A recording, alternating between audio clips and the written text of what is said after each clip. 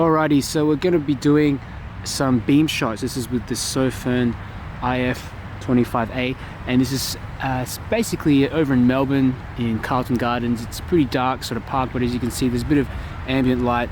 There's some lampposts around there, so you know it's not super dark, but you're going to get a good indication of how these lights perform, especially in a real life situation. So in this Sofirn IF25a, I've got a Samsung 40T 21700 cell, so let's test this out. It's going to be, you know, according to the reviews, a lot brighter than the Sofirn 4000 cell.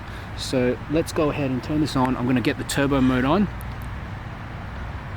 Okay, and you can see there, it's definitely reaching these trees in the front really easily, and right at the back as well, you can see how far that beam shot extends to. Really is really quite bright.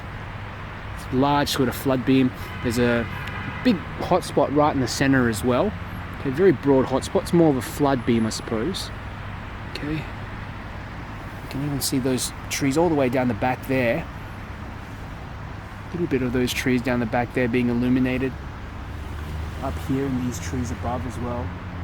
And the light's getting hotter. I think it's probably going to ramp down, or is already ramping down slowly. Okay.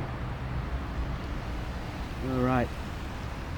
And I'll switch to some of the other modes. So I've basically got the mode here on the lowest ramp, and I'm just going to ramp that up completely. There we go, that's the top of the high mode, and then you double click and you got the turbo mode. A little bit brighter. I'm not sure if the camera can capture it or not, but it's very, very visible, the light all the way in the back, even hitting those trees in the back. And I've just popped in the Sofirn battery pack, 4000 milliamp hour battery, and let's try this up ahead. Okay, so I mean, compared to the Samsung 40T, I don't see a huge difference. Certainly throws almost as far, if not the same distance. Okay, and it may be due to just the chemistry of the 4000 milliamp hour battery that's included with this torch.